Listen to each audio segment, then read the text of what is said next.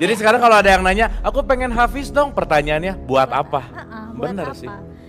Dan misalnya nanti orang tuanya dapat jubah kebesaran di surga gitu-gitu, itu kebanyakan justru dari hadis palsu. Hadis palsu? Ha-ha. Oh gitu. Iya iya. Jadi bisa jadi hafal Quran sebenarnya tidak seistimewa itu. Oke, menarik nih. Dan ngapain?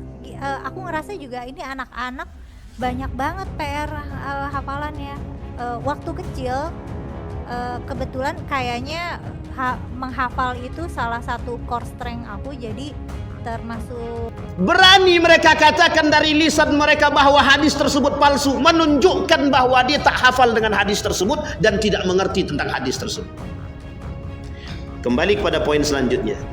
Maka dari sini kita paham apakah dia betul-betul penghafal Quran dalam mengkritik Al-Quran, atau mengkritik para penghafal Quran. Bisa kita katakan bahwa dia tidak mengerti tentang Al-Quran. Buat apa jadi penghafal Al-Quran? Apa istimewanya? Poin pertama yang mereka katakan adalah bahwa hadis yang mengatakan tentang orang-orang yang menghafal Al-Quran kelak di hari kiamat akan membakaikan jubah kebanggaan kepada orang tuanya, kehormatan. Apa kata mereka? Hadis ini palsu. Saya kutip Bapak Ibu. Betulkah hadis tersebut palsu? Memang saya tadi malam membuatkan PowerPoint ini. Di dalam PowerPoint ini ada video tentang kerusakan Al-Quran yang bukan pada aspek penginjakan, tapi pada aspek orang-orang yang mencela Al-Quran itu sendiri daripada penghafal Al-Quran. Jadi saya pengen angkat video tersebut, tapi karena tidak bisa tampil, ya mudah-mudahan Bapak Ibu bisa cek di YouTube, itu sudah ada judulnya itu Si Paling Penghafal Quran. Itu videonya. Kemudian di situ dia sebut buat apa menjadi penghafal Al-Quran. Ini menjadi bumerang di tengah kaum umat muslim yang sedang gencar-gencarnya menjadi penghafal Quran. Di dalam video tersebut banyak hal yang dia perbincangkan dari poin-poin tertentu yang saya petik. Saya termasuk orang yang ingin mengkritik beberapa poin yang ada di dalam video tersebut, karena video ini seorang wanita mengaku menjadi seorang penghafal Quran yang kemudian diwawancarai, dalam bahasa lainnya podcast begitu. Tapi dalam video tersebut beliau mengatakan, apa gunanya menjadi seorang penghafal Quran? Toh tidak ada kewajiban di dalam Al-Quran menjadi seorang penghafal Quran. Ini yang mereka sampaikan di dalam poin tersebut. Nah, ini yang ingin kita sampaikan.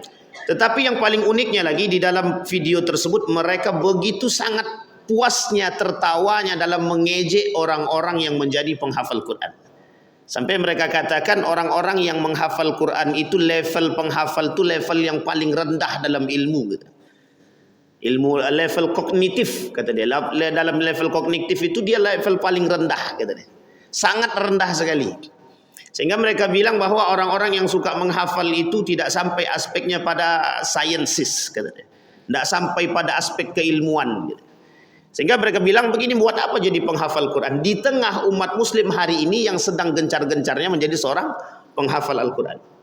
Dan ini menjadi bumerang, karena banyak sekali video ini dikomentari, sehingga termasuk salah seorang ulama yang kita anggap, yang kita ulamakan, Gus Baha, itu juga ikut mengkomen video tersebut. Karena pada aspek ini sampai mereka berani mengatakan bahwa semua beberapa hadis-hadis yang berkaitan tentang keutamaan orang-orang yang menghafal Quran memakaikan jubah kepada orang tuanya disebut dengan hadis palsu kata dia. Jadi dengan beraninya mereka mengatakan.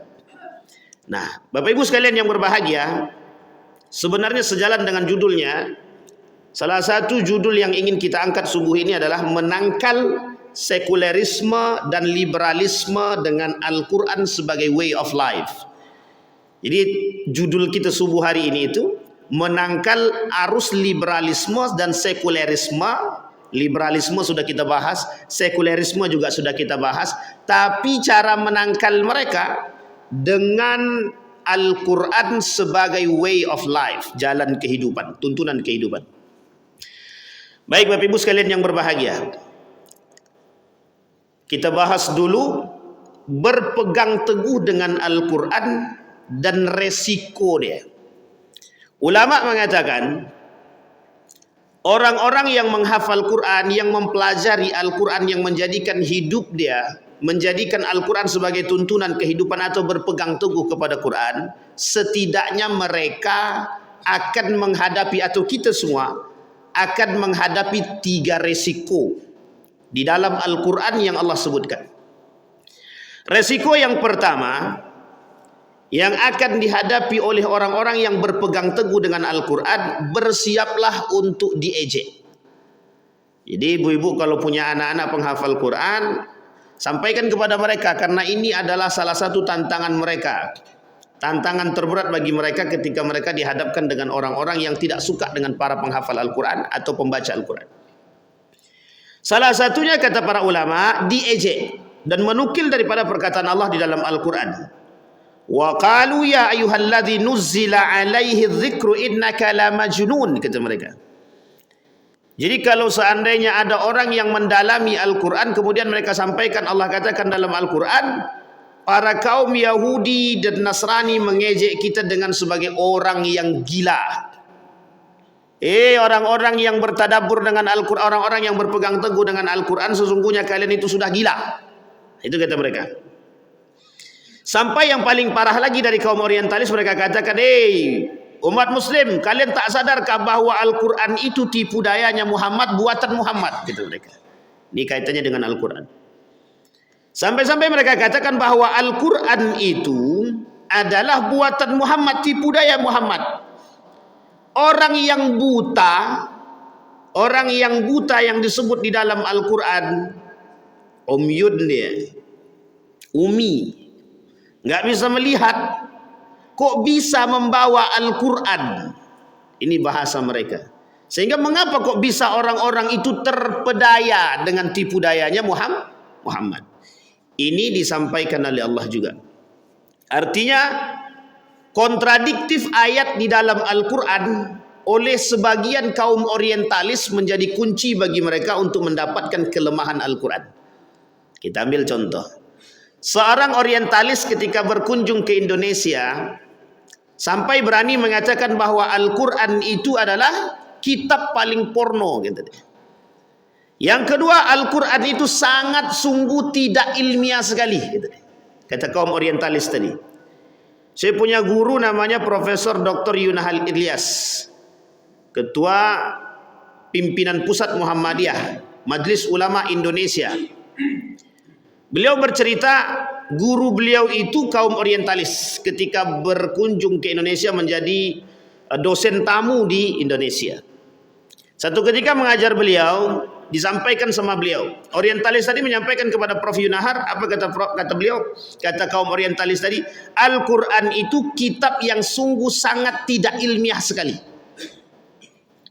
Tapi Prof Yun ini, beliau almarhum, tidak mengkantar sedikit pun perkataan itu. Setelah itu orientalis tadi balik ke negara asal Belanda.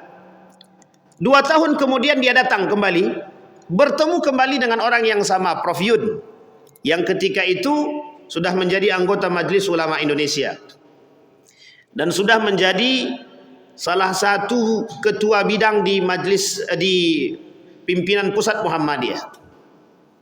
Apa kata kaum orientalis tadi kepada Prof Yun terhadap Al-Quran? Setelah aku melakukan penelitian terhadap Al-Quran, ternyata Al-Quran tersebut sangat ilmiah sekali. Cuman 2 tahun. Dan beliau bersahadat masuk Islam. Dan beliau bersahadat hanya karena mencari tahu tentang keilmiahan itu. Sampai kemudian Prof mengatakan begini, apa yang membuat Anda mengatakan bahwa Al-Quran itu sangat ilmiah? Dijawab sama beliau, andai kata Al-Quran ini dituliskan berurutan dalam bentuk cerita dan kisah antara satu ayat dengan yang lain, sungguh surat itu, kitab itulah betul-betul buatan manusia. Dan Allah sebutkan dalam Al-Quran kalimat itu. Apa kata Allah di dalam Al-Quran itu? Kalaulah ini ayat-ayat Al-Quran ini bisa dilakukan oleh manusia secara teratur, itu adalah benar buatan manusia dan bukan buatan Allah. Jadi kebesaran Allah itu ditunjukkan melalui tartibil Quran. Bapak Ibu boleh lihat di dalam Al-Quran itu, antara cerita Nabi Adam itu bisa ditemukan di beberapa surat, dalam satu surat. Dan uniknya lagi, ada nama-nama surat tapi kita tidak tahu isinya tuh tidak ada kaitannya dengan namanya gitu. Surat Al-Ikhlas misalkan, surat Al-Hujurat. Al-Hujurat itu artinya kamar-kamar.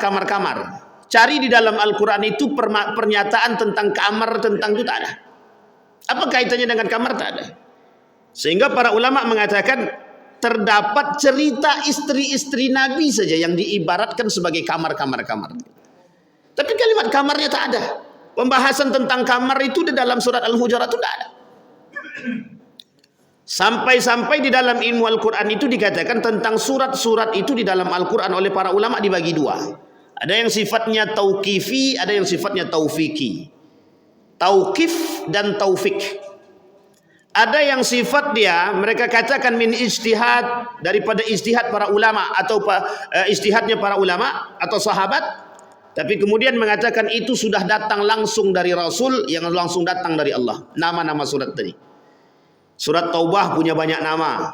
Surat Al-Fatihah saja berapa namanya? Banyak sekali Al-Fatihah itu nama suratnya. Bahkan ada yang mengatakan 90 lebih. Begitu juga surat At-Taubah, begitu juga Al-Mu'minun, Ghafir dan lain sebagainya. Banyak surat di dalam Al-Quran itu yang punya nama-nama yang lain tidak seperti yang kita hafal saja. Pada tahun 2010 terjadi penambahan surat di dalam Al-Quran dan disebarkan di Indonesia oleh kaum orientalis melalui tangannya misionaris. Ada buku judulnya Misi Kristen versus Dakwah Islam gitu. Di situ saya baca salah satu programnya itu adalah pendangkalan keislaman itu melalui perubahan ayat-ayat di dalam Al-Quran. Pertanyaannya adalah, andai kata ada surat-surat di dalam Al-Quran dan ada surat-surat itu yang tidak ada di dalam pemahaman umat Islam itu sendiri. Kita ambil contoh, jumlah surat di dalam Al-Quran 1100, salah 114. Jangan terlalu serius Pak, ini bahaya nih. 1119 untuk berubah. 114 surat di dalam Al-Quran tersebut, kalau ada perubahan surat, kira-kira Bapak Ibu hafal enggak nama-nama suratnya dari awal sampai akhir? Kalau tak hafal kira-kira bisa enggak tertipu dengan nama-nama tadi? Kita ambil contoh pada masa baginda Nabi Muhammad sallallahu alaihi wasallam, ada orang kafir Quraisy ingin menyamakan Al-Qur'an dengan membuat surat kata difda. Surat kata dibuat sama beliau. Tujuannya apa? Untuk menyamakan bahasa Al-Qur'an. Karena bahasa Al-Quran itu dengan begitu tinggi kesairannya, sehingga datang para pakar syair ketika itu. Salah satu tradisi jahiliyah itu adalah untuk melihat orang ini bermarwah atau tidak bermarwahnya dengan kalau dia paham dan pandai bersyair, itu menjadi satu kehebatan bagi mereka. Sangat dihargai dan dihormati. Maka dibuatlah tandingan Al-Quran tadi. Dibuat tandingan Al-Quran dengan membuat ayat surat-surat yang lain, namanya surat difda. Kalau kita tak hafal surat-surat dalam Al-Quran yang 114 tadi, itu bisa kita tertipu. Buktinya di tahun 2015 ke bawah itu ada Al-Quran yang tersebar di Indonesia dan ada 3 tambahan surat palsu. Dan ternyata banyak di kalangan orang awam yang tidak hafal surat tersebut, pada akhirnya tertipu, mereka katakan itu Al-Quran. Itu program Pak, misionaris. Lagi rame-ramenya ketika itu di Salatiga itu misionaris. Saya sudah pernah ceritakan di sini, pernah misionaris itu saking seriusnya ingin menghancurkan umat muslim itu, mereka masuk ke pesantren menghafal Al-Quran. Mereka belajar bahasa Arab, mereka belajar fikih. Sudah 6 tahun lebih sampai jadi guru. Baru ketahuannya guru itu pengabdian 2 tahun, Setelah guru tadi pengabdian 2 tahun, ada anak muridnya baru masuk dari Salatiga juga, misionaris juga. 4 orang kalau saya tak salah. Yang pertama kali ditemukan itu adalah tanda salib. Ketika tanda salib ditemukan sebagai koleksi, kata dia. Yang kedua ditemukan lagi Injil. Kata dia cuma sebagai tambahan bacaan, kata dia. Yang ketiga digeledah lagi, dapatlah gambar Bunda Maria di dalam lemari dia.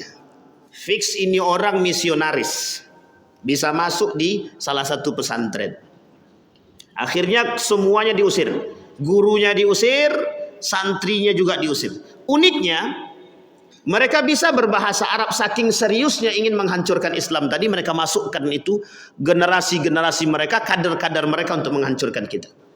Mereka masukkan ke dalam pesantren, mereka pelajari bahasa Arab dan lain sebagainya, terkhusus bahasa Inggris. Dan uniknya lagi mereka mempelajari Al-Quran dan menghafal Al-Quran. Saya pernah katakan di sini Bapak Ibu, saya pernah masuk ke salah satu perpustakaan terbesar di Yogyakarta itu, nama perpustakaannya Kolose Ignatius. Saking seriusnya mereka ingin menghancurkan Islam itu Bapak Ibu. Ketika masuk ke dalam perpustakaan itu, saya berhadapan dengan seorang biarawati. Di tangan kanannya itu buku, di tangan kirinya Al-Quran. Judul bukunya bagaimana membumi hanguskan Al-Quran. Coba. Artinya adalah lawan kita terhadap orang-orang seperti ini itu serius gitu. Tapi uniknya ketika itu mereka bukan Muslim. Tapi dalam video yang ingin saya tampilkan sebenarnya tadi itu seorang muslimah, perempuan yang mengaku sebagai seorang penghafal Quran. Mengaku sebagai seorang penghafal Quran. Apa dia kata? Buat apa menjadi penghafal Quran? Itu tidak penting. Karena level menghafal itu di dalam menuntut ilmu itu dianggap level paling rendah.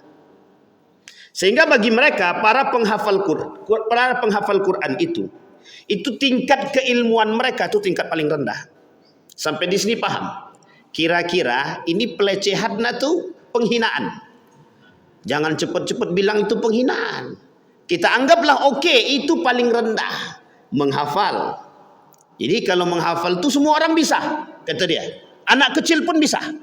Memang di sana kekuatan orang-orang Timur Tengah itu yang menghafal. Jadi salah satu alasan oleh kaum orientalis dan liberal mengatakan keterbelakangan kaum Timur Tengah itu disebabkan karena mereka suka menghafal, tapi tak suka menulis. Tak suka menulis. Sekarang kita balik. Apa yang dilakukan oleh kaum Yahudi terhadap Al-Quran? Yang pertama yang dilakukan oleh kaum Yahudi terhadap Al-Quran, membaca Al-Quran dan menghafal Al-Quran. Tujuannya untuk apa? Artinya kontradiktif dengan apa yang dia sampaikan. Dia saja mempelajari Pak, menghafal Pak. Makanya apa alasan mereka tidak suka dengan anak-anak menghafal Quran? Karena bagi mereka, oleh ilmuwan Yahudi mengatakan, anak-anak penghafal Al-Quran itu diberikan tingkat atau daya ingat yang kuat dan keimanan yang kokoh. Itu yang paling penting untuk dipahami. Sehingga kata para ulama, bersiaplah. Allah sudah katakan dalam Al-Quran, bersiaplah untuk diejek ketika bertadabbur dengan Al-Quran, berpegang teguh dengan Al-Quran. Sampai-sampai dikatakan orang-orang yang berpegang teguh dengan Al-Quran itu benar-benar orang gila, kata dia. Kemudian Allah katakan lagi, wa ajibu an ja'ahum munzirun minhum wa qala al-kafiruna hadza sihrun kadzdzab.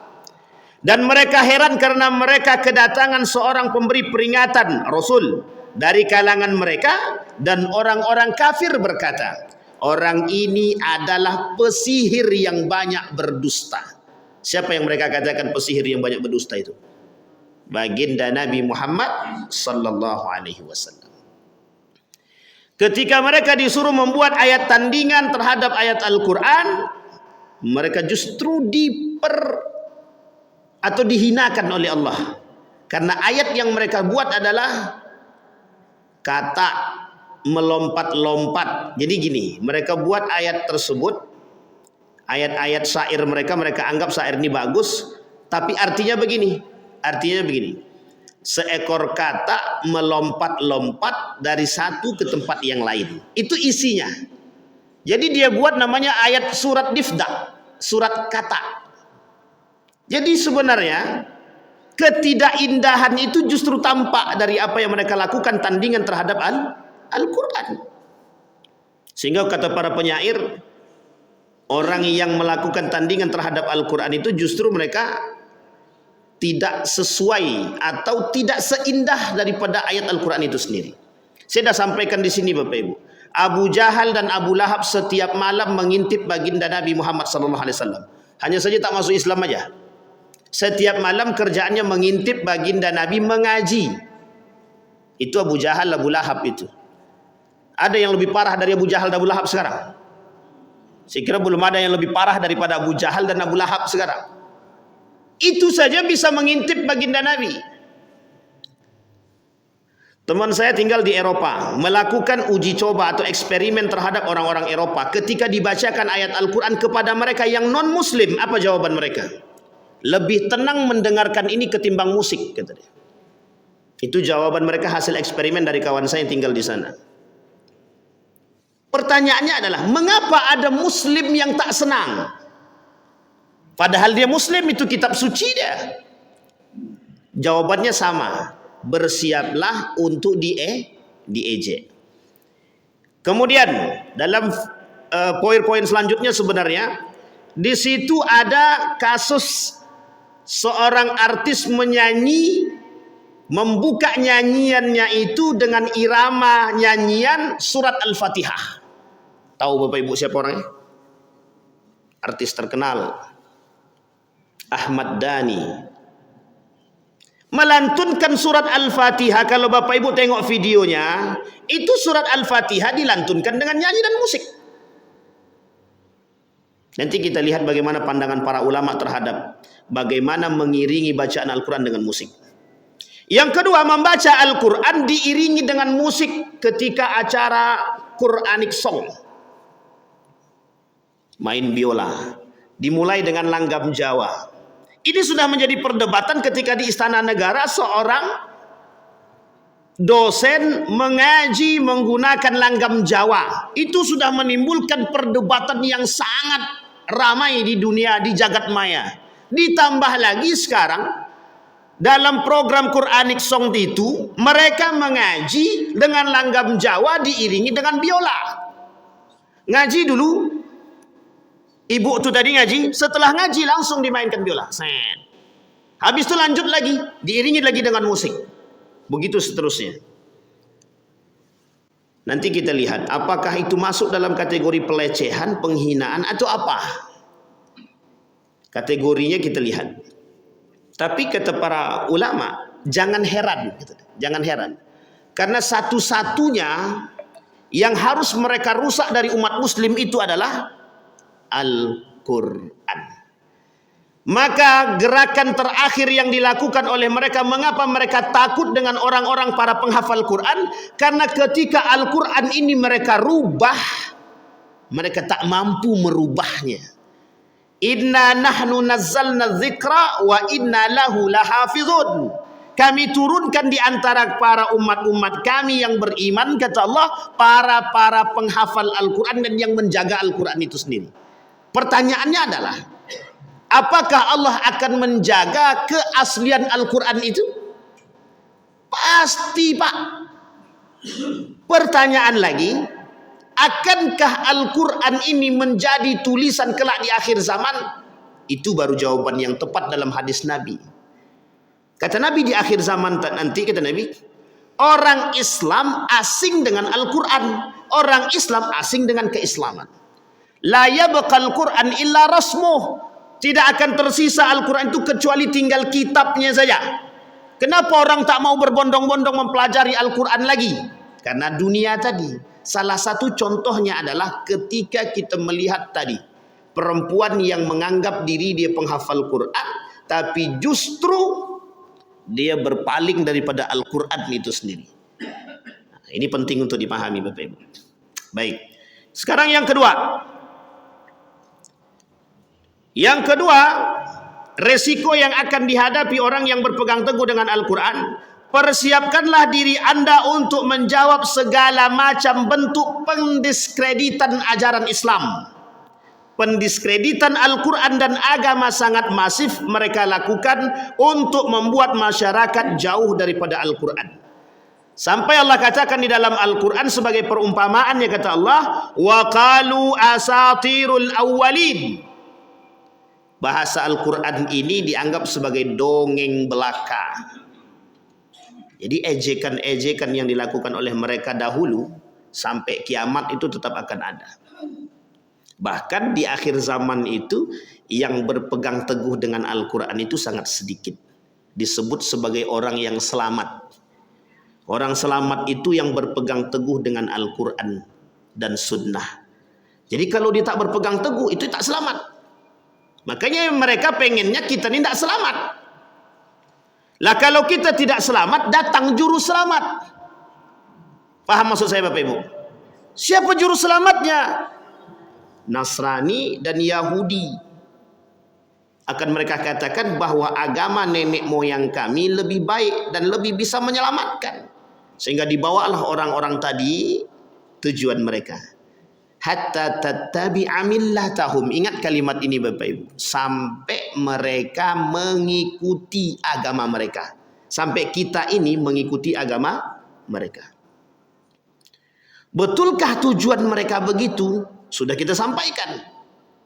Salah satu misi daripada kaum misionaris itu adalah membuat umat muslim murtad dan masuk ke agama mereka.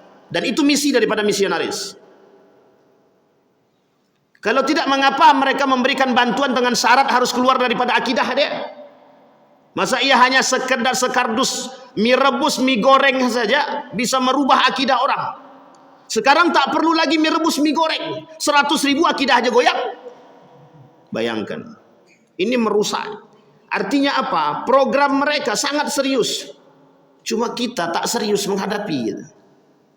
Makanya mengapa hari ini orang-orang seolah-olah jauh daripada akhlak yang baik? Karena mereka jauh daripada Al-Quran. Jauh daripada nilai agama. Karena nilai agama dan Al-Quran, itu ada buku yang dikarang oleh Syekh Mutawalli Sya'rawi. Judulnya bagus sekali. Al-Adab Al-Islamiyah fil Quran. Al-Adab Al-Islamiyah fil Quran. Beliau tunjukkan ada adab-adab Islami di dalam Al-Quran. Beliau kaji satu buku khusus. Syekh Mutawalli Sya'rawi. Begitu bagusnya Pak. Artinya apa? Al-Quran mengajarkan adab-adab yang baik kepada umat muslim. Karena kita tak berpegang teguh kepada adab tersebut. Sehingga kita tak, mohon maaf, karena kita tidak berpegang teguh kepada Al-Quran, ya keluarlah dari jalur akhlak tadi. Bahasa lainnya tak berakhlak, kan gitu. Tidak beradab. Kenapa hari ini banyak anak melawan kepada orang tua dia? Karena kita tak menanamkan nilai agama kepada mereka. Jangan salah. Dan ini penting. Kemudian orang kafir berkata, Al-Quran ini tidak lain hanyalah kebohongan yang diada-adakan oleh dia Muhammad, dibantu oleh orang-orang lain. Sungguh mereka telah berbuat zalim dan dusta yang besar. Coba bayangkan keseriusan mereka dalam merusaknya. Poin yang ketiga, kuatkanlah tekad dan amal untuk terus hidup bersama di bawah bimbingan Al-Quran. Musuh-musuh Al-Quran akan menghalangi manusia untuk mendengarkan dan menyibukkan mereka dengan hal-hal yang lain selain Al-Quran. Saya kasih ilustrasi. Mendengarkan Al-Quran itu bagi orang-orang tidak beriman tidak senikmat mendengarkan musik. Sekarang saya tanya Bapak Ibu, jawab dengan jujur. Lebih enak mendengarkan Al-Quran atau musik? Alhamdulillah, selamat berarti. Tapi sekarang perhatikan, ibu-ibu di rumah lebih sering mendengarkan Al-Quran atau musik? Alhamdulillah. Ini jujur apa tak jujur kita tak tahu lah. Ya. Tapi kita bisa lihat Bapak Ibu di rumah-rumah, mana yang sering diperdengarkan oleh mereka. Untuk anak tidur saja, lebih sering mendengarkan mereka putar Al-Quran atau musik? Alhamdulillah. Saya memang yakin dengan jemaah Masjid Nurul Yakin. Coba bayangkan. Iya, insyaAllah Bu Aman. Jadi sekarang cara mereka membuat kalau Al-Quran itu dilantunkan dengan nada-nada yang selama ini kita dengar, kata mereka, itu terlalu jadul. Tahu jadul Bapak Ibu? Kata mereka, Al-Quran ketika dilantunkan dengan langgam-langgam yang dulu pernah kita dengar, seperti qiraah, tartil, dan lain sebagainya, itu dianggap sebagai tradisional. Sudah sering kami dengar, kami pengen perubahan. Mereka gabung tuh Pak. Mereka ngaji dengan irama dangdut. Mereka ngajikan dengan irama pop. Dan ini dinyanyikan Al-Fatihah dengan irama DJ. Apa DJ itu? Nah, DJ tak apalah pokoknya DJ itu. Itu lebih parah lagi, Pak. Lebih parah. Sehingga para ulama termasuk Majelis Ulama Indonesia mengecam perbuatan demikian, termasuk video orang yang menyanyikan atau mengaji dengan langgam Jawa yang diiringi dengan musik biola. Diiringi dengan musik biola, Quranic song dalam program tersebut.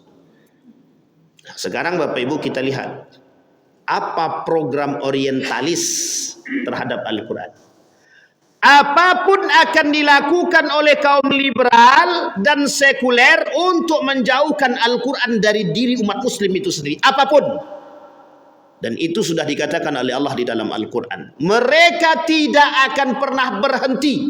Sampai kapanpun. Sampai pada akhirnya umat muslim jauh daripada Al-Quran. Itulah alasan kenapa kaum Yahudi paling tak suka melihat anak-anak Palestina menghafal Quran. Uniknya lagi program itu dilakukan oleh umat muslim itu sendiri. Yang kita sebut sebagai munafik. Sampai di sini bisa dipahami Bapak Ibu? Baik. Sekarang kondisinya Bapak Ibu sudah tahu dan melihat dan mendengar apa yang harus kita lakukan sebagai seorang muslim. Yang harus kita lakukan sebagai seorang muslim menangkal perbuatan tersebut. Kemudian Bapak Ibu kita lihat dari video tersebut saya memetik beberapa kritikan. Yang pertama apa kata mereka? Buat apa jadi penghafal Al-Quran? Apa istimewanya? Poin pertama yang mereka katakan adalah bahwa hadis yang mengatakan tentang orang-orang yang menghafal Al-Quran kelak di hari kiamat akan membakaikan jubah kebanggaan kepada orang tuanya, kehormatan. Apa kata mereka? Hadis ini palsu. Saya kutip Bapak Ibu. Betulkah hadis tersebut palsu? Saya lihat. Saya ambil yang paling jauh Bapak Ibu.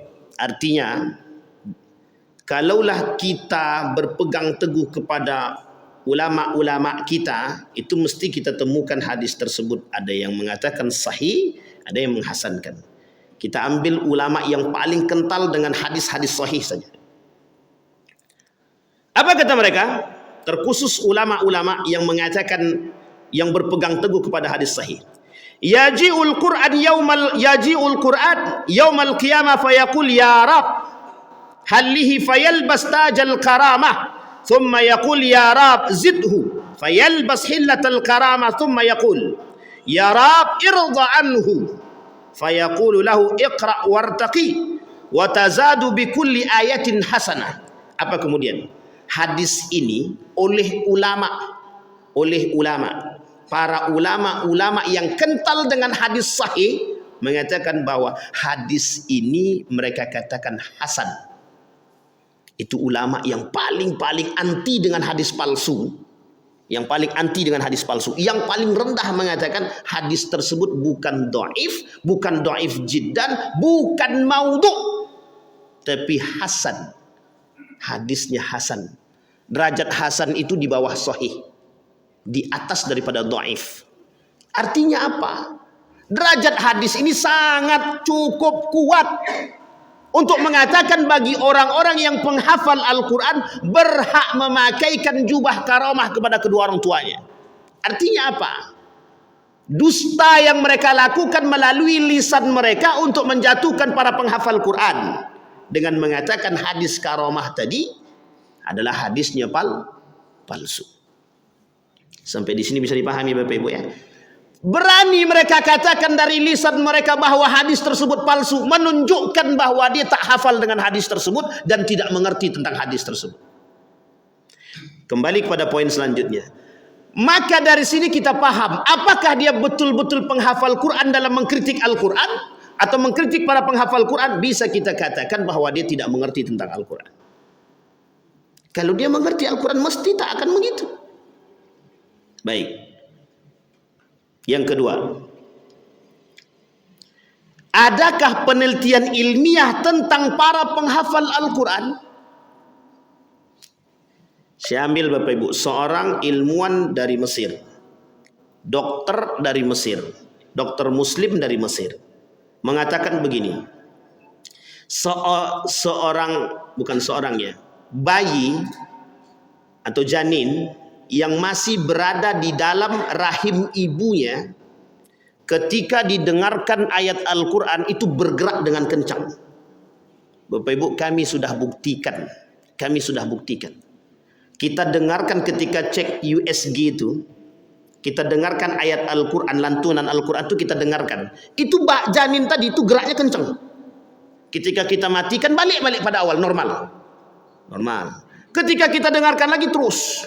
Ustadz Adi Hidayat membuktikan secara langsung kepada anaknya. Dan kami Pak ragu, betul apa tidak? Kita coba Pak. Pada anak kami yang kedua kami coba. Benar Pak. Itu baru mendengar. Seorang ilmuwan mengatakan, orang penghafal Quran tingkat kejeniusan otaknya, kata dia, tingkat kejeniusan otaknya naik 3 kali lipat. Orang yang menghafal Quran diberikan kemudahan. Kita ambil merujuk kepada sejarah. Betul enggak? Tidak ada satupun ilmuwan muslim secara garis besar yang tidak hafal Al-Quran. Tak ada satupun. Sekalipun dia Syiah, hafal Al-Quran. Saya kasih tahu Bapak Ibu, ada seorang namanya Zamakhsyari. Zamakhsyari ini punya tafsir Al-Quran, coraknya corak bahasa yang dirujuk oleh para ulama-ulama dalam tulisan mereka kalau berkaitan tentang bahasa. Nama dia Zamakhsyari. Bapak Ibu harus tahu siapa dia. Syiah. Tapi tafsir dia, tafsir Al-Quran dia, dalam segi bahasa itu menjadi rujukan para ulama-ulama terdahulu. Artinya apa? Dia hafal Quran dulu baru jadi ilmuwan. Ibnu Sina, Ibnu Rusdi, Al-Averroes itu, Ibnu Hayyan dan lain sebagainya. Sekarang betul tidak perkataan Allah, Allah muliakan orang dengan menghafal Quran? Kita lihat. Seorang Naja, anak yang mohon maaf berkekurangan secara fisik, Allah muliakan hari ini hidup dia dengan menghafal Al-Quran. Terbantahkan poin kedua, apa istimewanya menjadi penghafal Quran. Terbantahkan poin ketiga, mereka mengatakan level menghafal itu adalah level paling bawah. Oke Bapak Ibu, yang kalau dihafal dia musik oke. Tapi kalau yang dihafalnya Al-Quran, Allah tidak main-main dengan para penghafal Quran. Bayangkan Bapak Ibu, yang sudah bersiap dan berniat menghafal Quran dan hafal di Al-Quran, kemudian dia lupa dengan hafalan dia, orang tersebut kata para ulama, mayoritas jumhur ulama berdosa. Jadi orang yang sudah hafal Quran kemudian melupakan hafalan dia, berdosa, kata para ulama. Tidak main-main Pak dengan orang penghafal Quran itu. Sampai dia bilang begini, saya pun heran kata dia, kenapa orang datang berbondong-bondong ke rumah kita, cuman minta dielus perutnya yang lagi hamil tadi, gitu dia. Itu kan sebuah hal yang sangat lucu, kata dia. Mereka tertawa di situ Pak. Mereka anggap ini sebagai anekdot. Jadi orang-orang penghafal Quran itu dianggap sebagai anekdot. Uniknya lagi mereka katakan apa? Para penghafal Quran itu sebenarnya mereka tak sadar, mereka dianggap sebagai bahan marketing. Kita lihat sekarang Bapak Ibu. Betul tidak perkataan dia? Kita perlu juga untuk meninjau dari sisi yang lain. Betul tidak para penghafal Quran itu dianggap marketing? Sekarang ada orang menghafal Quran 30 juz. Kemudian berbicara di depan kita, kemudian dia diminta untuk menjadi salah satu yang mempromosikan pondoknya misalkan. Kira-kira orang tertarik nggak tuh? Oh, anak tuh pintar tuh, hafal Quran bagus. Kira-kira tertarik nggak orang? Tertarik. Jadi bahan marketing kata dia. Jadi para penghafal Quran itu sebenarnya mereka tidak sadar kalau diri mereka dijadikan bahan marketing gitu. Baik, sekarang kita tanya, salahkah bagi mereka yang menampakkan kebaikan untuk kebaikan orang lain? Bahkan Bapak Ibu di akhir zaman kata Nabi, orang berilmu wajib menampakkan keilmuan mereka di tengah huru-hara atau fitnah-fitnah yang terjadi. Hukum dia wajib. Itu kata Nabi. Artinya apa? Anekdot-anekdot yang mereka lakukan, yang mereka tertawakan dari para penghafal-penghafal Al-Quran, itu sebenarnya menyakitkan hati kita dan menghinakan. Tapi kita tak perlu sakit. Kenapa kita tak perlu sakit? Begitulah hidayah. Begitulah hidayah. Tapi ada poin penting yang saya pegang. Apa kata dia? Orang lebih banyak hari ini menghafal Al-Quran ketimbang bertadabbur dengan ayat Al-Quran. Poin itu saya jadikan satu pelajaran penting bagi diri saya pribadi dan ingin saya sampaikan di hadapan kita semua, Pak. Betapa jauhnya kita dari bertadabbur dengan ayat Al-Quran. Kalau menghafal, kita punya banyak pesantren yang tahfizul Quran. Banyak sekali. Sampai kami pribadi punya pondok pesantren, pondok tahfizul Quran. Tapi uniknya Bapak Ibu, di antara sekian banyak pondok pesantren tahfizul Quran, ada benarnya perkataan beliau tadi. Sedikit yang bertadabbur dengan ayat Al-Quran. Bisa kita pahami Bapak Ibu. Jauhnya kita dari tadabbur ayat Al-Quran. Afala yatadabbaruna al-Quran am ala qulubi aqfalha. Allah kata dalam Al-Quran, tidakkah kalian bertadabbur dengan Al-Quran atau hati kalian sudah dimatikan atau ditutup? Maka tak salah ketika Nabi mengatakan di akhir zaman kelak yang paling banyak orang munafik dari umatku itu qurra, kata Nabi. Inna munafiqi ummati qurra. Para penghafal Al-Quran tapi mohon maaf mereka munafik. Yang tadi Pak, salah satu contohnya, yang dalam video mengaku menghafal Quran tapi kok bisa dia mengatakan Al-Quran tidak baik bagi diri dia. Itu munafik. Atau uniknya lagi, kata Nabi di akhir zaman itu, kata Imam Nawawi, banyak orang yang mempelajari ilmu agama dan Al-Quran memperjualbelikan ilmu mereka. Jadi mereka gunakan tujuannya untuk dunia. Bahkan itu disampaikan. Imam Al-Ghazali mengatakan dalam kitabnya judulnya Asnaful Maghrurin. Asnaful Maghrurin. Nomor satu kata Imam Al-Ghazali yang kelak banyak tertipu di dunia itu kata Imam Al-Ulama yang mengerti agama, yang mengerti Al-Quran. Sampai-sampai dikatakan di dalam riwayat yang lain, dalam hadis yang lain Nabi bilang begini, "Fima ta'allamtal ilma wa qara'tal Qur'ana." Dijawab sama mereka, "Ta'allamtul ilma fika wa qara'tul Qur'ana fik." Kemudian Allah kata, "Kadzabta wa taqulul malaika kadzabta." Sampai Allah bilang begini dalam hadisnya, ente dusta. Malaikat juga bilang ente dusta. Ta'allamtal ilma liyuqalu aliman wa qara'tal Qur'ana liyuqalu qari'an. Ente belajar ilmu biar dipanggil orang alim. Ente belajar Al-Quran biar bisa menjadi seorang qari. Sampai di sini paham maksudnya Bapak Ibu. Ini poin penting bagi kita yang senang dengan anaknya masuk ke dalam pondok tahfiz Al-Quran, itu sangat kita banggakan.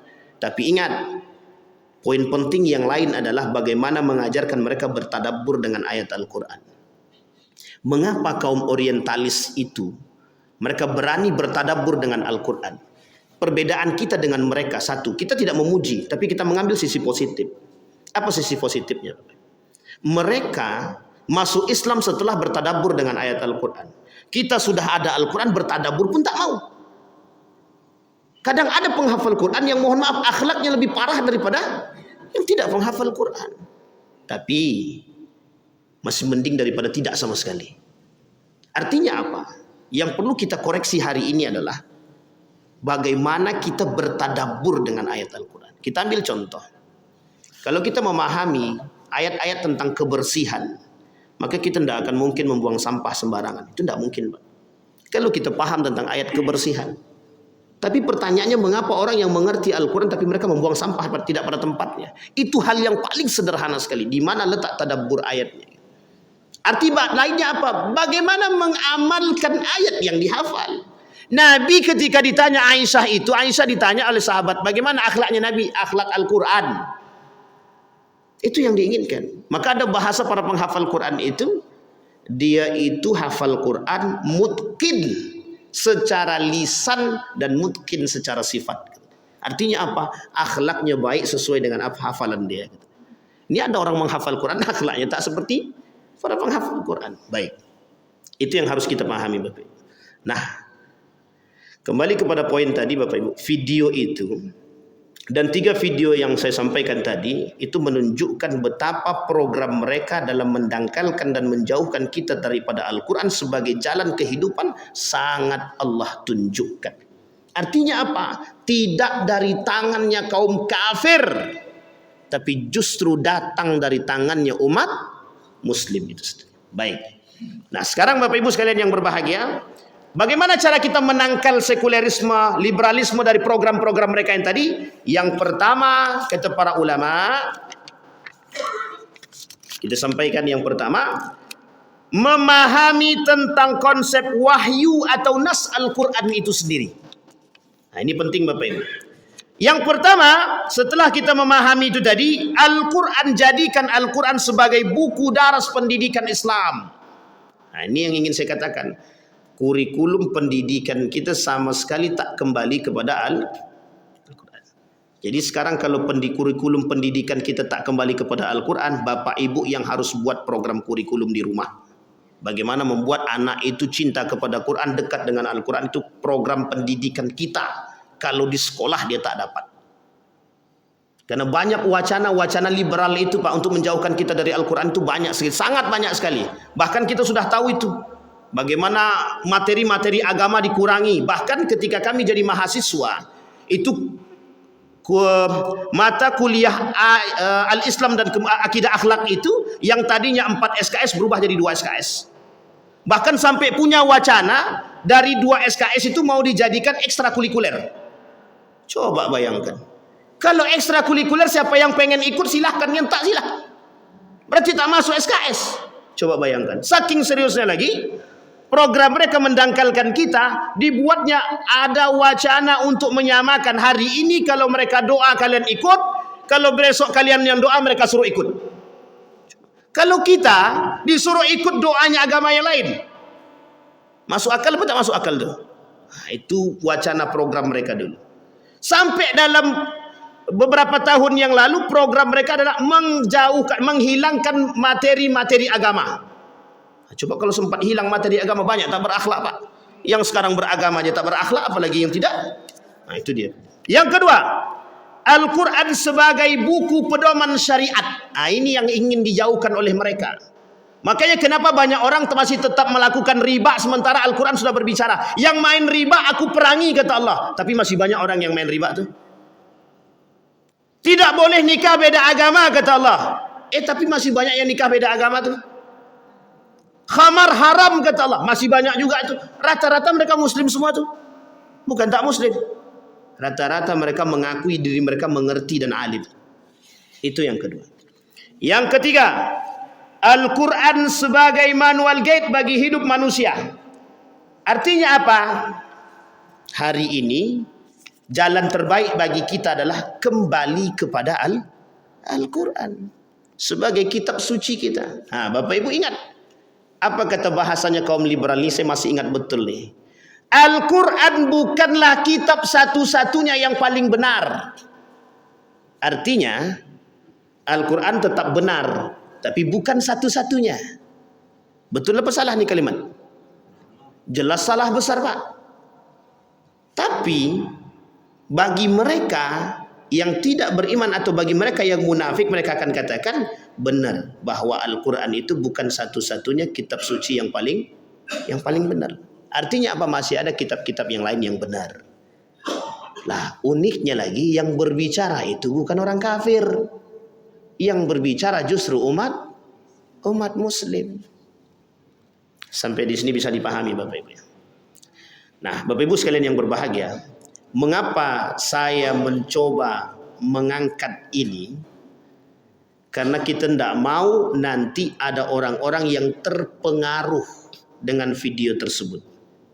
Apa maksudnya terpengaruh? Orang-orang yang tadinya sudah menyekolahkan anaknya di sekolah tahfidzul Quran, mereka tarik anaknya. Kenapa mereka menarik anaknya? Oh iya, buat apa jadi penghafal Quran? Nanti susah cari kerjaan. Karena dulu orang tua kita zaman dulu berfikirnya begitu, Pak. Kita tidak mengkerdilkan, tapi mungkin karena mungkin kajian-kajian itu belum sampai kepada mereka. Sehingga mereka katakan begini, Pak. Ini saya masih ingat betul karena saya masih sekolah dulu begitu juga. Ngapain sekolah anak di pondok? Nanti juga cuma tukang baca Yasin. Juga paling jadi imam masjid. Tukang baca sholat jenazah, kata dia. Apa pekerjaan yang paling baik bagi mereka? Tidak ada. Jadi keterbelakangan orang-orang yang belajar agama bagi mereka itu sangat menjadi cambukan. Sehingga mereka katakan apa? Anakku nanti sekolahnya di sana. Jurusannya kedokteran, fisika, kimia dan lain sebagainya. Lebih bangga ketimbang anaknya mempelajari agama. Itulah dampak daripada pemikiran barat terhadap keluarga kita. Tapi adakah yang bisa kita salahkan? Tak bisa. Kita tak bisa salahkan siapapun. Sekarang saatnya kita kembali, Pak. Makanya kenapa Bakhtiar Nasir, Kiai Haji Bakhtiar Nasir sangat kental mengajak orang untuk kembali kepada Al-Quran dan bertadabbur kepada Al-Quran.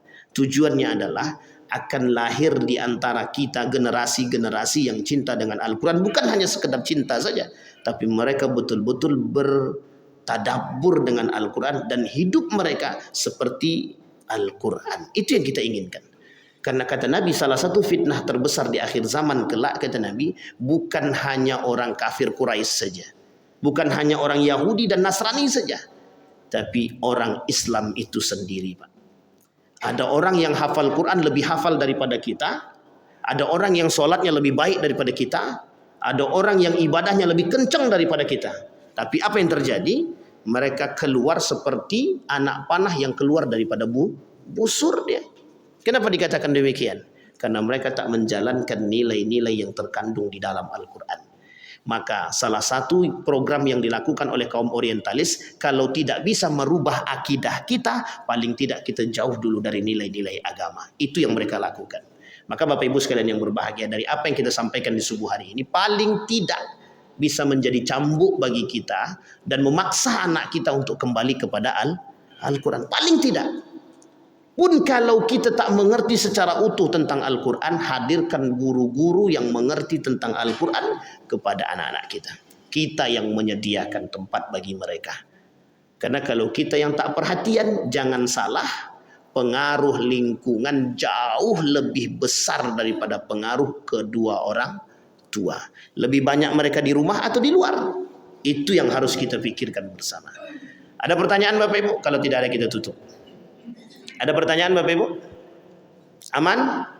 Nah, ini. Oh, sudah selesai ya? Aman ya? Sudah selesai ya Bapak Ibu. Baik, kita berdoa kepada Allah, mudah-mudahan apa yang kita pelajari di subuh hari ini, apa yang kita sampaikan Allah ridhai, Allah berkahi, Allah jadikan petunjuk yang baik bagi kita, Allah jadikan kita orang-orang yang sadar akan problematika saat ini dan kita bisa kembali istiqamah dalam memahami ayat-ayat Al-Quran sebagai petunjuk kehidupan.